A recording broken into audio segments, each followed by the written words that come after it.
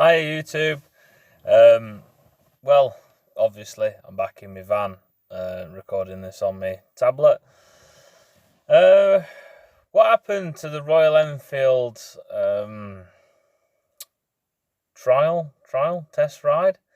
Well, what basically happened is I discovered something new about my Lexmoto ZSB 125, and should I tell you this? Should I put the video up of what happened on the day of going to the test ride? And I didn't make it. I learned something new. I was panicking like hell, and it was frustrating, and I didn't make it to the showroom. But I had a great weekend that weekend because I got stuff planned to do with both my kids. I took my daughter out to bowling on the Saturday. That was going to be after the motorcycle test ride, and I went and seen the new Ghostbusters film, which was amazing, with my son on Sunday. But I was disappointed about not getting a test ride on Saturday. But I did get my gear in the van and managed to have one on Monday. So we'll go back to Saturday and what happened there. So on Saturday, I left my house all nice and early, got up early. Well, not early enough. It was sort of a bit of a rush. I was just going to get there in time.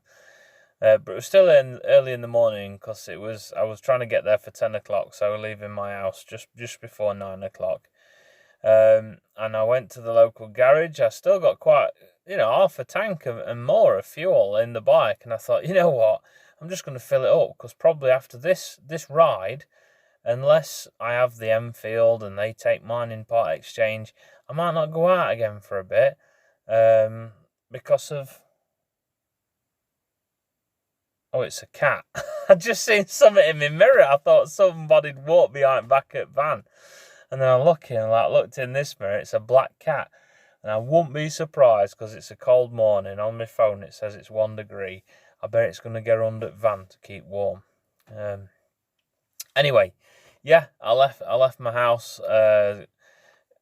going through Mansfield. I thought, hey, these have got the top fuel here, so I'll fill up here.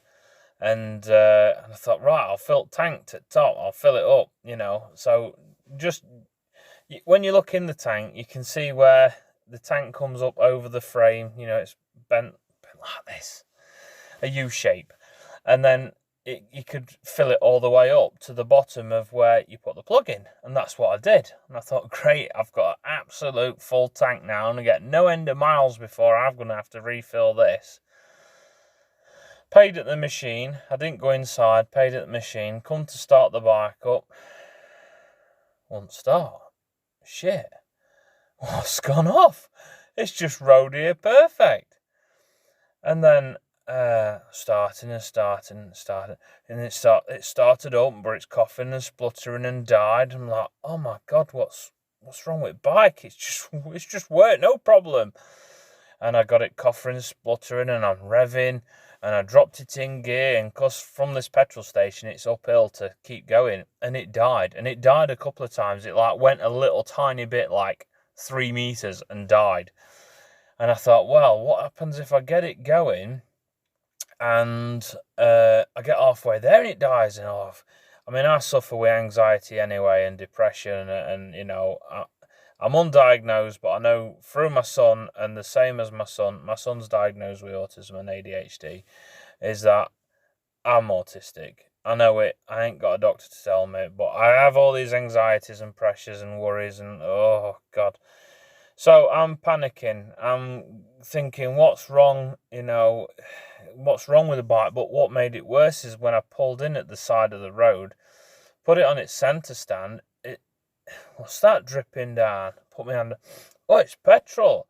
Oh, flipping heck, it's leaking petrol. What's going off here? And messaged my wife, told her that I'm not going there. I've got no breakdown cover on bike. And thought my neighbour. She told neighbour, and she thought their lad might come in van and pick me up, but he didn't. And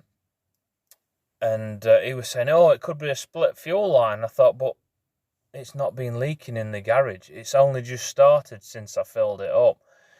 And anyway, it's pissing fuel on floor, like drip, drip, drip, drip, drip. Like, so that's literally like how fast it was coming out. And I turned fuel off, and eventually it stopped. So then I I pushed the bike about half the way back home. I was knackered.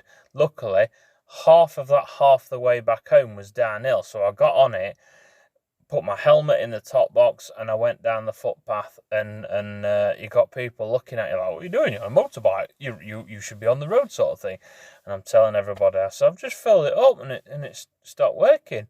And 2 women at bus stop went, "Oh, don't look at me. I can't fix it." Anyway, so I goes all the way down the hill bit, and then I start pushing it up the hill. And I pulled in, I've unzipped my jacket. I can feel the heat booming up to my chin, because it was a cool day, and I frigging red hot. I get red hot. I'm a big bloke, out of shape, condition, whatever. And I thought, right, I'll have a go. I'll start it, and I got it started, and it was running and running, roughly running. I thought, right, I've got it in first gear. I'll keep going as far as I can, because I've got to go uphill. And then it sort of goes flat, for the rest of the journey back home. Then I managed to get in second, and I managed to get in third, and it kept going, and I got home. And I put it up on centre stand, and I thought, oh, it's all right. Stop leaking fuel. I made a phone call. Well, I rung my neighbour who's a mechanic, and I said, "Can you look at bike? I'm trying to sell it. I'm going to get another bike. It's chucking fuel out." Didn't look at his phone. And then I thought, well, I know. I think it's called M&K Motorcycles at Shirebrook. They're a Lexmoto dealer. I'll ring him. And I rung him, and I says, "Look, I've just filled bike up, and it's chucking fuel out." And he says, "Is it coming down the left-hand side near your foot?" I says, "Yeah." I says, "It's coming straight down outside at kickstand." He says, "Yeah." He says, "You've overfilled the fuel tank." He says, "When we sell them, we tell people not to overfill them, to fill them just so it sits on the top of the inside of the tank where it bends over the frame. Don't fill it right up, because," he says, "there's a breather in there, and if you fill it right up, it floods the breather and then dumps it through the injector, basically flushing itself out until it's at the right level where it can breathe, and it works fine." Oh, God. Panic were over, and I was like, just to make sure. But what he said was, because at this point I'd still got the fuel turned off, is that he said you're going to need to siphon a bit off. And I thought, well, I put a pan under it. I got an old bread tin pan and put that under it in case it leaked a bit. But I'd switched it off again, because once it got me going, I turned the fuel on. And did I? Did I manage to get home with it turned off? I can't bloody remember now. I might have managed to get home with it turned off. And there must have been just that much fuel in there and vapour. I literally got home on vapour, I suppose, which is what you'd get home on anyway. Yeah, so I went back into the garage. I got a bit of hose pipe and siphoned a bit out, got it into the jerry can, and then left it a minute to settle, with fuel on, so it could then breathe through everything, and fired it up, literally no problem. It was just like I'd set off that morning, and I'm like, oh, flipping out, couldn't believe it. So that's what it is, and he told me, what other bike is it? Some other people told me that the Royal Enfield Meteor is the same. You can't fill that one up because that has issues. But their shop then told me the opposite on Monday, that you can fill that one up and it's okay. So I suppose different engines and injection and that sort of thing breathes differently. So that was a worry over. And it's riding fine. I've been out on it, so basically I just flooded it. And that's why it was dumping fuel out. That's why it was coughing and spluttering. I'm panicking, thinking, oh bloody hell, bike's gone. I'm trying to get a bigger bike, and it's gone. So that's why I didn't get out and go and test ride. Now, I went and had a test ride on Monday because I was working in Derby, and I took all my gear in back at van, and I got ready, and I was excited. I got on the bike. It was a nice yellow Fireball Royal Enfield, and obviously it felt strange. It's a new bike. The weight, the handling, everything feels different. The acceleration was okay. You could obviously see a difference there from the 125, but the de-acceleration, as soon as you let that off, I'm doing this with my hand. As soon as you let that off, it was it really, engine was slowing itself down. Now, some people say they haven't had that. Bear in mind the factors of other people have run their bikes in differently. The Royal Enfield, run it in very slowly. Actually, the dealership told me not to do that. They told me that, you can just get on and ride it. So I wonder, being a demo bike, one, if this is being thrashed, because it didn't sound very good. Two, I'm a big lad. I'm 20 stone. I'll be 20 stone with all my gear on. Maybe a little tiny bit more. About 20 stone something pounds. And yeah, it just felt awful. And then I checked afterwards when I had the test ride. You could have it for an hour, and I did 40 minutes, and I took it back. I'd had enough. My back was killing me because I sat upright. I was feeling every bump. I didn't even go over a pothole or a manhole cover or anything like that. Just normal road surface. Avoid anything, where there's a bang or a bump, anything like that. And my back were hurting. And at one point, it even cracked my neck. And flipping heck. So I thought, right, I'm going back. So, I went by the test centre. And I thought, I'll give it a little bit more chance. Just see how I feel. And I thought, now, if I can't ride this for 40 minutes without being in pain, how am I going to ride this and do the adventures that I want to do, motorcycle camping? It's just going to be impossible. You've got your legs out in front of you, so every bump is going straight up your spine. Not like on a bike where you've got your legs underneath you, and if you feel a bump, your legs act a bit like shock absorbers. You can dampen it a bit before it gets to your back. So I took it back, and I put keys on the counter, and you all right? And I says, I'm really sad. He says, why? Because you've got to leave it. I says, no. I says, because I don't like it. I says, I looked out the window. I says, I like the look of it, but I don't like the ride of it. I says, it's hurt me back. I says, I'm an hour and aching, and all that night, Monday night, I was aching. My back was hurting from riding it. But yeah, I've just left the Royal Enfield owners group today on Facebook, but I was on there, and somebody said that, it's the best, comfiest bike they've ever had.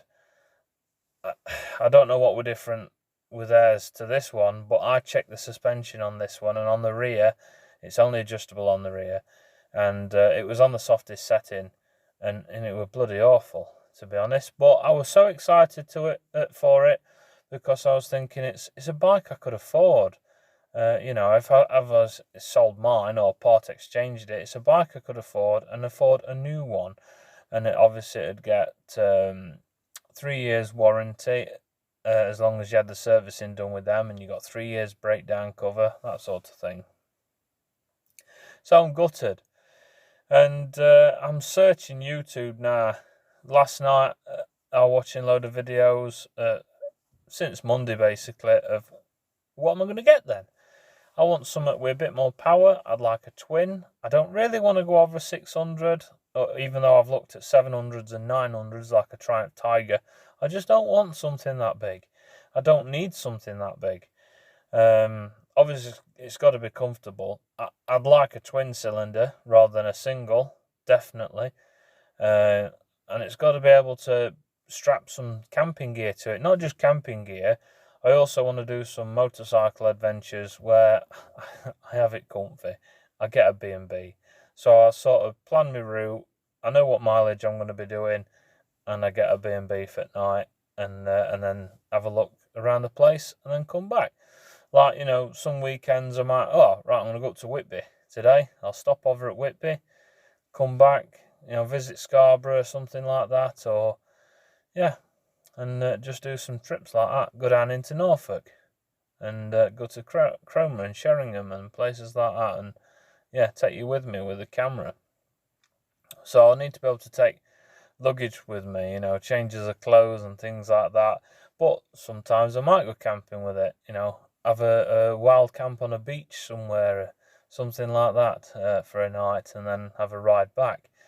But I want to be able to do 70 miles an hour comfortably on a dual carriageway or a motorway if I want to go longer journeys, like, I don't know, if I went to Scotland or something like that.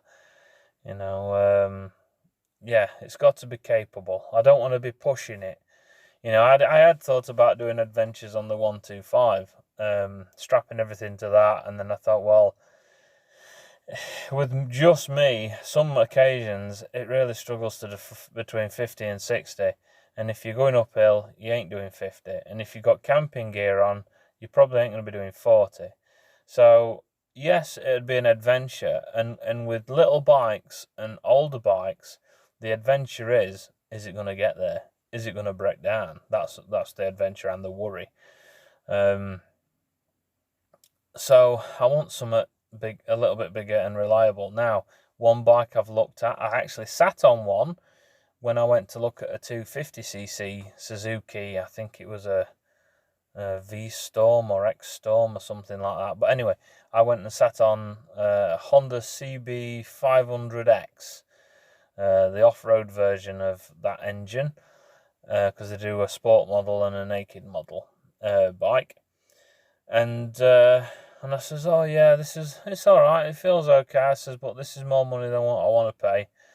And you can get some older ones, not too bad price, but it's the sort of money you're paying for a 7-year-old bike when I could have bought an Enfield brand new for that sort of money. But the engineering's different. It's going to be a lot more better engine, even though it's older and got some miles on clock. It's going to be a better, smoother engine. The welding, the frame is all going to be better. They invest a lot of money into these bikes. Royal Enfield have. But there's levels. There's different levels of mechanics and stuff gone into these bikes. So yeah, I've been looking online and that sort of thing at the Honda CB500X. But one thing that's put me off, one of the main things, is that all the screens seem to be an horrible nicotine-stained yellow plastic. I thought, is it just the odd one where it's affected by the sun or something like that? But no, it seems like that's standard. That's disgusting.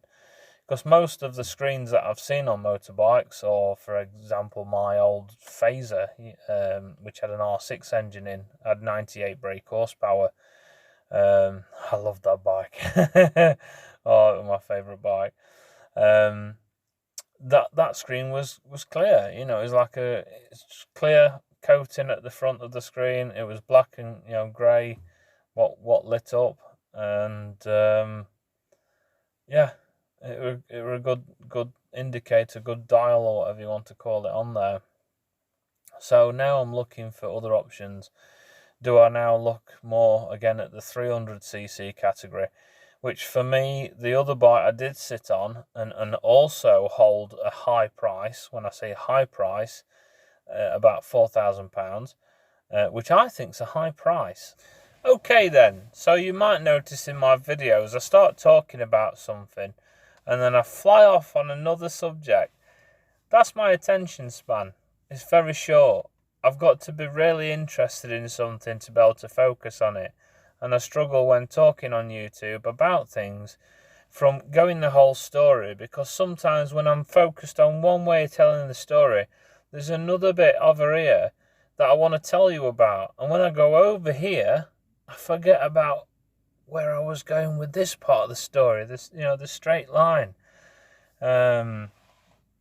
So basically, the bike I was trying to tell you about, the other bike, 300cc, was the Kawasaki Versys X, I think, or Versys X 300, which also is the same engine that's used in their little 300 race bike as this off-road bike. And I sat on it and it felt very good. The weight was good, the height was good, the handlebar reach was good. But the one that I saw before I bought the Lexmoto was £4,500. It was a year old. It was in good, really good condition. But I was thinking, it's £4,500. I don't even know whether I'm going to like being back on bikes again, whether my nerves are wrecked. I was panicking about falling off that. As soon as I ride a bike, I'm going to fall off, I'm going to get hurt, it's all going to go wrong. But it didn't. But that was the bike I was going to tell you about. Hello there. I don't know why my camera, even though I've got it in the same location on my steering wheel as the other day, when I recorded most of this other footage that you've just seen, looks closer. Also, obviously today I'm recording on the tablet, and I was yesterday when I did the beginning of this footage. I've noticed when I put it onto the KineMaster editing app, it's made those black lines come in again. Now I've altered something on the GoPro. The quality it was doing it at was like 1440 or something like that, and I noticed it had a square picture, a 4.3. So I've altered it back to 180p, and it says that's now 16.3 or something, so it's more like a cinema view. So hopefully the next time I record with the GoPro, it'll be fine. So yeah, when I looked at the Kawasaki Versys 300, I just thought that's a lot of money to pay out on a bike straight away. Same as when I sat on the Honda CB500X when I hadn't got back into riding. So I'm really glad that I did buy the 125 to get back into riding, and I didn't spend a lot of money. And and the update for today, because this bit of footage is recorded the day after. Last night I sold the Lexmoto ZSB 125. So now when I'm looking for a new bike, well, a new bike for me, it's going to be used. Because of the price range is so expensive if you want to get higher quality bikes. I've not got a Part X. I've not got to haggle, and I can go and buy something if it's in my price range. So now I've got to filter through all the bikes. I mean, I'm looking at the Honda CB500X, but I might see something else and think I like that better. But yeah, I've got to filter through all bikes that people have had, if they've looked after them, the condition, what accessories they've put on, if they've bodged the bike, like, putting crap exhausts on and heated grips. I've seen some right messes where people have dodgy wire and it's just wrapped in tape and it just looks awful. Like, I'm OCD, it's got to be right, it's got to be clean and tidy and something I can live with, not bug the hell out of me. So I'm searching for the next bike that's going to get me around on some adventures and some day trips. So yeah, that's what I'm up to today. I was going to tell you in a second video that the Lexmoto's gone, but I thought, hey, might as well chop this one up a bit more while I'm editing and tell you now. So next time I get camera out might be when I go to another showroom. All right, stay tuned. Bye.